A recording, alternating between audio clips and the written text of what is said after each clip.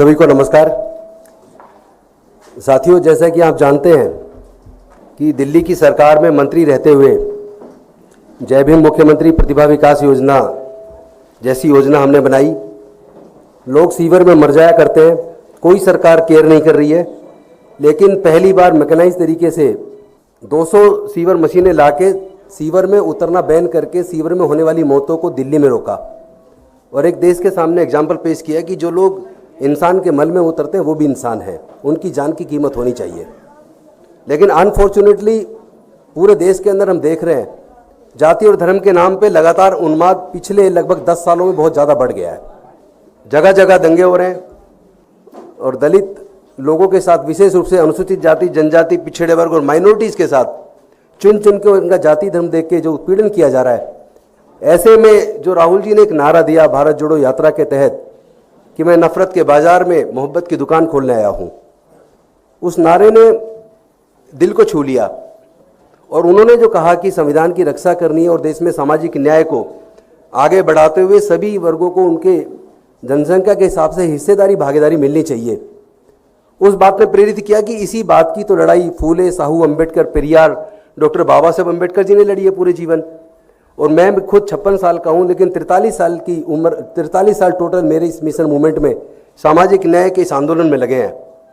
और मुझे आज याद आ रहा है कि अरविंद केजरीवाल जी जब एक गाना गाया करते थे, और वो गाना आपको सबको याद होगा, इंसान से इंसान का हो भाईचारा, यही पैगाम हमारा। लेकिन उस गाने की एक लाइन है जिसे वो नहीं गाते थे, वो लाइन है, नए जगत में हुआ पुराना ऊंच नीच का किस्सा, सबको मिले मेहनत के मुताबिक अपना अपना हिस्सा। अगर वो हिस्सा नहीं मिलेगा तो कहीं ना कहीं हम धोखा दे रहे हैं। और इसीलिए मुझे पहले मेरा संघर्ष इस बात के लिए हमेशा रहा, आम आदमी पार्टी में रहते हुए भी, कि सबको उनकी मेहनत के मुताबिक जिम्मेदारी हिस्सा मिलना चाहिए, मान सम्मान होना चाहिए सबका। It's a pride moment for us to announce a big joining today. Mr. Rajendra Pal Gautam,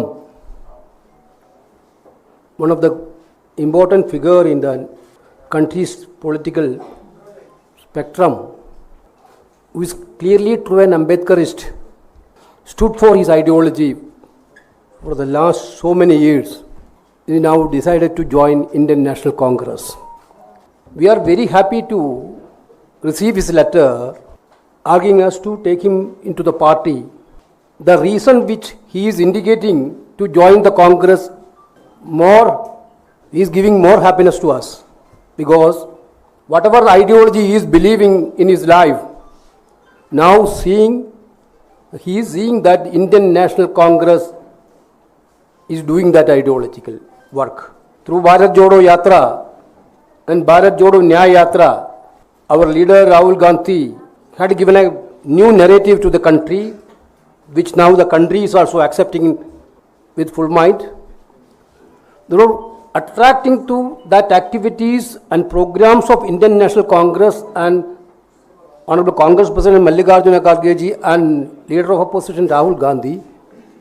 He decided to work with Indian National Congress. We are also very happy to induct him in Indian National Congress. तो ऐसे ही तमाम खबरों के लिए आप सभी बने रहिए हमारे साथ और देखते रहिए बिहार उज्जवल न्यूज। अब तक हमारे YouTube चैनल को सब्सक्राइब नहीं किया है तो जल्दी से सब्सक्राइब कर लीजिए। फेसबुक पेज को भी फॉलो कीजिए। वीडियो पसंद आए तो खूब लाइक कीजिए, शेयर कीजिए, कमेंट कीजिए। वीडियो देखने के लिए आप सभी का धन्यवाद।